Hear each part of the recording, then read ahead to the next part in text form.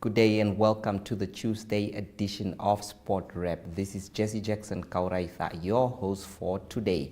I'll be updating you on the latest in and within Namibian borders. And now for your latest on the hit list.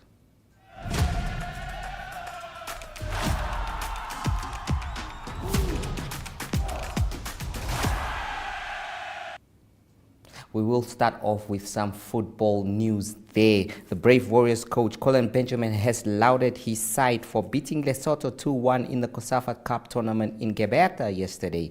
Benjamin said the players gave it their all and he was happy to have gained 3 crucial points in Group C. Ivan Gqeberha opened the scoring for Namibia in the 38th minute following an assist from Betwell Mudeu. Lesotho bounced back in the second half when Neo Makachane equalized for his team. Namibia, however, went on the offensive again, which resulted in a goal by striker Betwell Mudeu. The results put Brave Warriors level on points with group leaders Angola after the 2 matches each have played so far. Angola is currently placed on top of Group C on goal difference thanks to yesterday's come from behind 3-2 win against Seychelles. Angola and the Brave Warriors each started yesterday level on point each, following their 0-0 head-to-head result, as well as Lesotho and Seychelles, who drew 1-1 for the shared log points. Lesotho and Seychelles still have a slight chance of qualifying, provided they win their final matches of Group C. Let us now hear from Coach Collin Benjamin.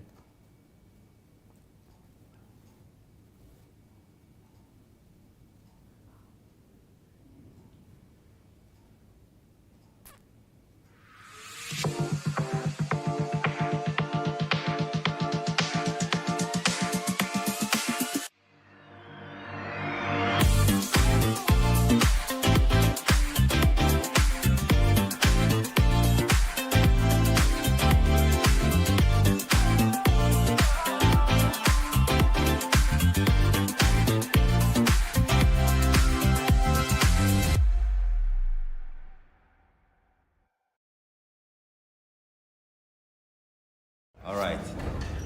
Coach, your first win of the group, I mean, you must be really pleased on how things turned out, and I'm sure your overall analysis will give us an idea of how you managed to plan this for this very important win. Yeah, I think we actually didn't expect this. We know that Coach Les and his team are very technical. They play the ball around. But they made things really, really difficult for us with a good physicality, a good aggression, a good second ball winning, the long balls, the long passes with targets, keeping the ball, and we struggled with that. But luckily through the set pieces, and I'm happy that we could go into the lead finally through a set piece. I mean, we train that all the time, and we're just happy that Ivan could put it in. After that, the break, they came. We knew that they're coming, but we also didn't expect for them to come that hard. They equalized, and obviously the swing votes, which is around the stadium, they get on their side, and it becomes a tough one mentally for our boys. But they prevailed in the sense that they kept on pushing, Lesotho pushing hard. They pushed harder. In the end, we could get that goal, created another 2-3 that could also have went in. But overall, I think this is international soccer, and Lesotho asked everything from Namibia, and I'm just happy that we could get that 3 points. And we have another game, and hopefully we'll have more than one game. But tournament football, we're happy with the 3 points now. No, I think, of course, those are external factors. We don't have any influence on it, and that's not things that we talk about. We have to look at things that we can change and that we have an influence over. It's the way how we play, what we do when we have the ball, what we do when we don't lose the ball, when the opponent is asking a physical battle from us, when their set pieces are so good, what answers do we have for those ones? Those are the things that we're looking at.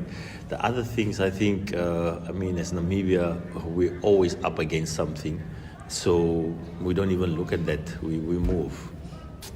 I'm happy. I'm really, really happy for this opportunity that Cosafa gives us with this platform, with this tournament, so that we can test these boys. I have, I don't know, 5, 6 of the boys that never played international soccer before, and they're up there. They're getting bumped. They're getting kicked. They're getting. It's a baptism of fire. And that's what I like. I want this because through this platform, through these games, we kind of like preparing them for when the Nations Cup qualifiers and World Cup qualifiers are coming. How are we going to handle it when we're in Tunis? How are we going to handle it in Casablanca, in Cairo, in Kampala, in Dakar? And through this physicality and these games, top. It can't replace any tactic on the board, any training session. No, this is the real Madala, and this is what's up, and I'm just thankful for this, and hopefully we can have more than 3 games, so that we can just test these boys. No, the draw in Joburg, whether you want or not, you have an eye on that. There's no 2 things on that, and that's why I'm saying these games are so important, because us as Namibia, 25, 23rd ranked in Africa, we're gonna have 2, 3 heavyweights. And these heavyweights, they are out there in North Africa, in West Africa, in East Africa. And we have to prepare through this. So that's why this last game, we're going to go in there. It's never easy. These international matches are really never easy. It doesn't even matter who it is. The gap has closed through good organization, through good structure. The teams, the technical teams, administration, it has improved over the years. So there's no easy games. So all I'm saying is that we have 1 day to rest. We have to go back into the bag, all energy, all everything that we have to put into this last game. Hopefully it's going to be positive, and then we look forward, and then we see how that goes. The approach. No, I think the approach is always based on our principles. We need to have the aggression. We need to win the second balls. We need to have activity, and those are our principles that we work on. And so whether the approach is going to be different, I don't think, because the principle stays the same. We go out there, we give it all. If it's not successful, we look at ourselves and say, listen, we gave it all. It was not enough. The others were better. But we're not going to change that approach. We're going to go full on. Yeah, that's a very good question. I have to speak with our sports scientists. We have to see how many guys we can get as fit as possible, as soon as possible fit, so that we can play them. But even then, it doesn't really matter. We're going to analyze it and see what's up for us. Even then, I think we have a squad of 23 guys, all young boys that wants to play, and I look at them on the bench there, they're burning. So we can put in anybody. I trust all of them, and we're just looking forward to seeing how that turns out. Yeah. We want more games, guys. We want more games. That's it.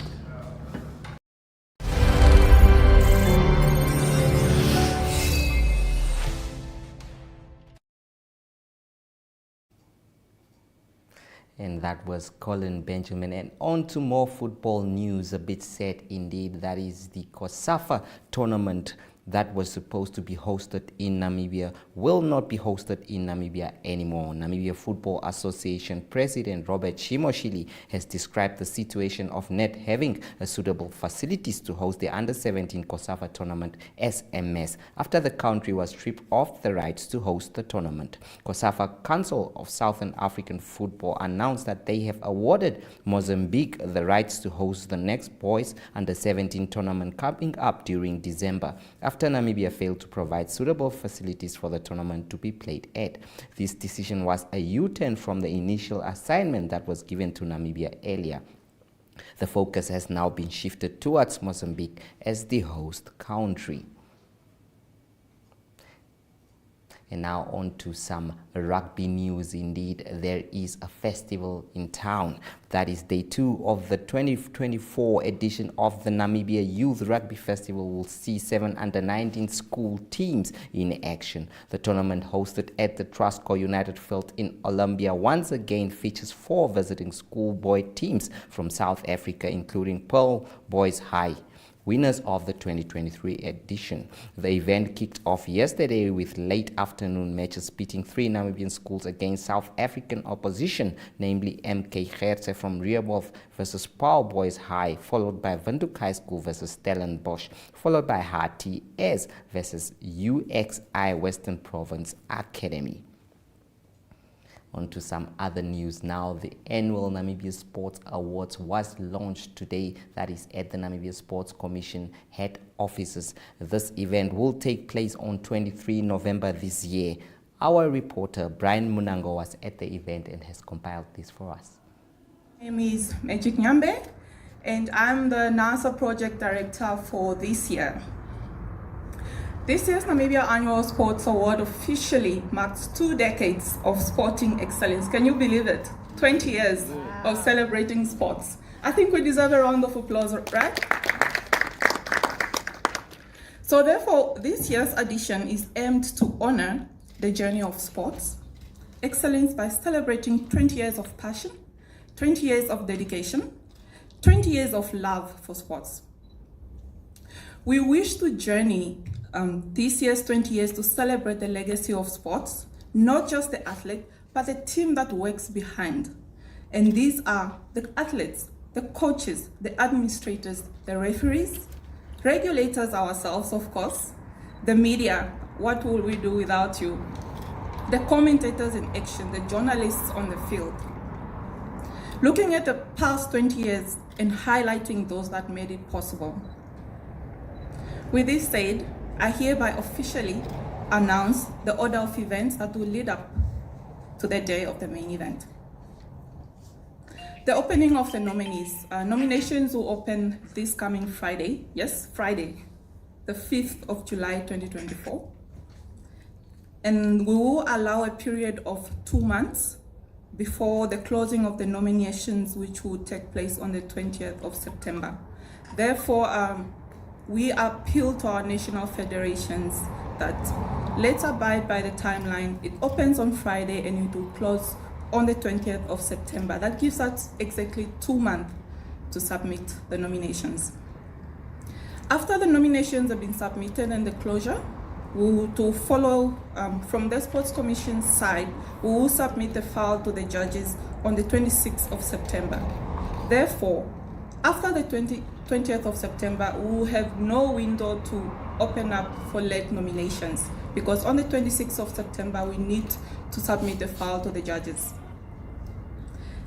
After that, the announcement of finalists will take place on the 16th of October, 2024. And thereafter, the judges will have the file and then submit it to the auditors on the 21st of October 2024. So thereafter, once the file is submitted to the auditors, no changes can be done. And for the main event, I think we're all excited for that one. So the main event will take place on the 23rd of November in Windhoek this time around. The venue to be communicated at the later stage when confirmed, sorry. So for the awards categories, this year's awards will carry 20 categories to recognize individuals, male and female stars, sports personalities with able bodies, those with disability, national federations, media personalities, as well as sports legends. I will read out the categories, not in any order. The NASA Sports Star of the Year, the NASA Sports Man of the Year, the NASA Sports Woman of the Year, the NASA Junior Sports Man of the Year, the NASA Sportsman of the Year with a disability, the NASA Sports Woman of the Year with a disability, the NASA Junior Sportsman of the Year with a disability, NASA Junior Sports Woman of the Year with a disability, the NASA Sports Team of the Year, NASA Coach of the Year, the NASA Umpire or Referee of the Year, the NASA Sports Development Program of the Year, the NASA National Federation of the Year, the NSC Chairperson's Award, the NASA People's Choice Sports Star of the Year, the NASA Community Inspiration Award, the NASA Professional Athlete of the Year in the Diaspora, and finally the NASA Sports Journalist of the Year, which is divided in 3 subcategories, which is okay. Sorry about that one. I think I misplaced my pages. Okay, but the categories for the journalists is divided into 3, which is the print, the media, and electronic,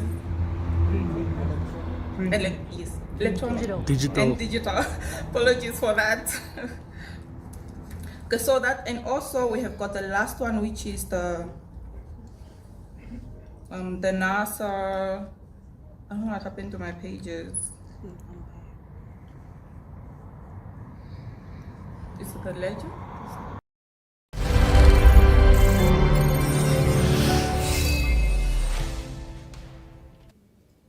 Well, now after the Blue Bulls thumping, that is Gqeberha's coach Alistair Coetzee is back to the drawing board, and this is what he had to say. What lessons do you take from the match against the The Blue biggest Bulls? lesson, Otis, and I think the people of Namibia must understand this, the biggest lesson, we've got an amateur setup. Amateur versus professional. So professionalism. So I can understand people might come here and watch the Velvetjas and feel, damn it, but yeah, that's not good enough. It will never be better than that. This is when you play club rugby and you've got to jump all the way playing against players who played in URC and Championship League. Yes. Because, you know, when Jake wanted to win the URC, he pulled out the URC top guys, and these guys a month ago played in the best league in Europe against Toulon, against Munster, against Leinster. You know, and that is the result, you know. We top professionals training 8 to 5 whole week, where we had to train, no excuses, just reality. Yes. Twice a week, which they do twice in one session in one day. Yes. You know, and but the learnings always brilliant, because how many games do we play as a Namibian, as a Velvetja side? Yes, coach. Very few games. You know, so this was the first game as a group together, and obviously for the club players, it's been a hell of a step up, a hell of a step up. Physicality, conditioning. I think what hit them the most is the intensity at which the game is played at this level. Yes, coach. You know, so if you don't train long enough at this intensity, and we're getting used to, but that is where we need to get to. Yes. And this is exactly the start of the new cycle, is to make sure we give our local players opportunity. Yes, but we cannot be disappointed in where we are now, because it's a process. Yes, it's coach. a process that we all have to buy in, you know, and work towards getting them up to a level, maybe not as a full-time professional, but is a better level than what we are at this point in time.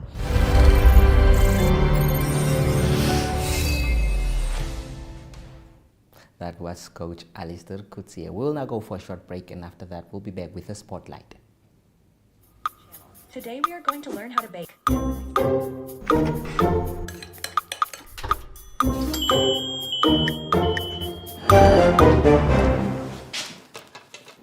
Welcome, everyone.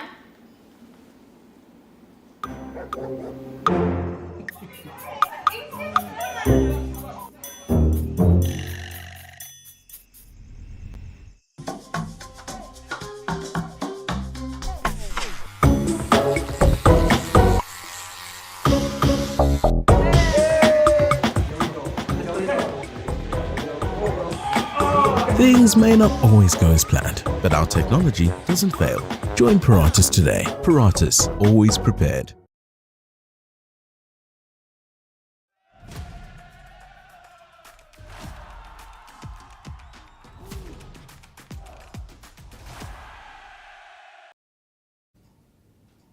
Now, our spotlight this week is a very sad story about the Under-17 2016 winners, the Cosafa Under-17 2016 winners, the Namibian team.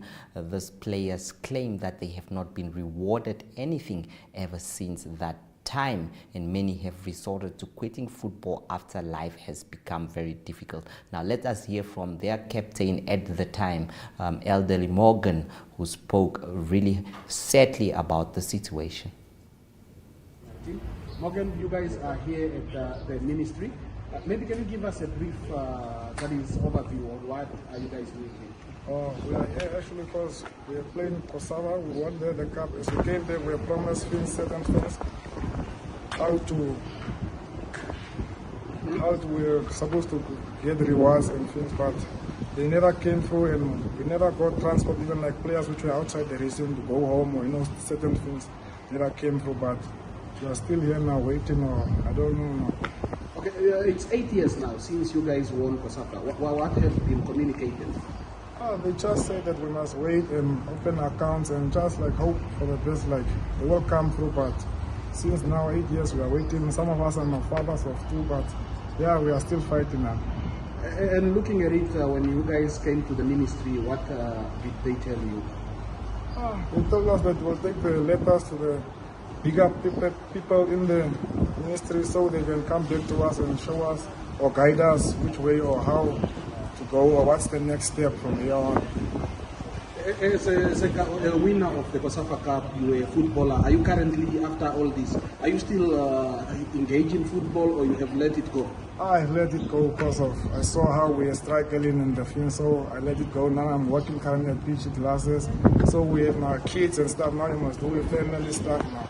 So I saw that I must at least now take this channel to at least some income source. It's hard here outside in the world. But what does this mean to you, that when you went to go represent the nation, you were under 17, you were at school, you left your school work? Yeah, we left school to go play, but yeah, it was dream that time, we were believing in things. So, but from there now we don't know now. After that we went to Cosafa to go win, but we're trying now. Now, gosh, now it's a bit of hard, Okay, Morgan, you mentioned that you guys were not catered in any way. What was communicated to the team? And this was also a period where Namibia's football was heading in to a very nasty direction, to say. Yeah. It was very tough that time, because they stayed there, they will come through. Even the catering staff after winning, we did not feel we're champions, even coming back, or it was not like that. Only maybe at the airport, we felt it, how the people came through, our parents and that. But from there on, went back to soccer house and everything, then it was like they left us there, just like these boys are just there. So you guys had to sacrifice your schoolwork to represent your country at such a level. During that period, did you guys perhaps attend school? Yeah, we did, but that was exam time, so we have to they gave us a letter and say, we'll come through again, so you guys can write apart or can write certain ways. Then manage how with the school, contact the school and manage a bit how we could do it. But it was, we did write, but